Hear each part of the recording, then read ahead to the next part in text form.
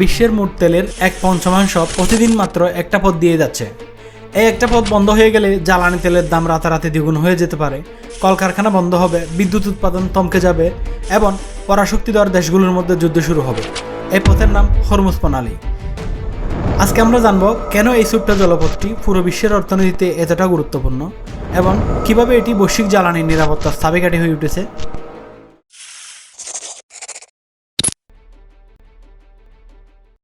Iran আর ওমানের মাঝখানে অবস্থিত এই সরু জলপথটি পারস্য উপসাগরকে আরব সাগর এবং ভারত মহাসাগরের সাথে যুক্ত করেছে।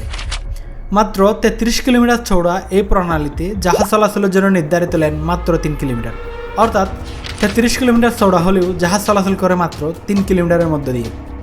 এখন প্রশ্ন হলো, এত ছোট একটি জায়গা কেন এত গুরুত্বপূর্ণ? কারণ একটাই, সৌদি আরব, ইরাক, কুয়েত, সংযুক্ত আরব আমিরাত, কাতার, মধ্যপ্রাচ্যের এই তেল সমৃদ্ধ দেশগুলোতে যে তেল উৎপাদন হয় তার রপ্তানির একমাত্র সমুদ্রপথ হল এই হরমুজ প্রণালী। সহজ কথায়, মধ্যপ্রাচ্যের তেল যদি বিশ্বে পৌঁছাতে হয় তাহলে এই পথ ছাড়া কোনো বিকল্প নেই। তেল রপ্তানিকারক সংস্থা ওপেকের তথ্য অনুযায়ী বিশ্বে প্রতিদিন প্রায় 10 কোটি ব্যারেল তেল প্রয়োজন হয়। এর মধ্যে প্রায় 2 কোটি ব্যারেল অর্থাৎ 20% প্রতিদিন শুধুমাত্র হরমুজ প্রণালী দিয়ে পরিবাহিত হয়।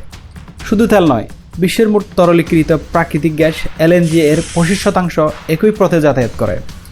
এশিয়া, ইউরোপ এবং আমেরিকার বড় একটি অংশ এই তেল ও গ্যাসের উপর সরাসরি নির্ভরশীল। কাজেই হরমুজ বন্ধ মানেই শুধু তেল বন্ধ নয়, এর মানে বিশ্বের অসংখ্য কলকারখানা, পরিবহন ব্যবস্থা, বিদ্যুৎ কেন্দ্র একসাথে থমকে যাওয়া। স্বাভাবিকভাবে একটি প্রশ্ন অবশ্যই আসতে পারে, হরমুজ প্রণালীর বিকল্প কী? সৌদি আরব এবং সংযুক্ত আরব আমিরাত বিকল্প পাইপলাইন তৈরি করেছে, কিন্তু সেগুলো অনেক দীর্ঘ, অত্যন্ত ব্যয়বহুল। সবচেয়ে বড় কথা, এই পাইপলাইনগুলো দিয়ে হরমুজের সমান পরিমাণ তেল পাঠানো কখনো সম্ভব নয়, অর্থাৎ বিকল্প থাকলেও সেটা যথেষ্ট নয়। বিশ্ব এখনও হরমুজের উপর অনেকটা নির্ভরশীল।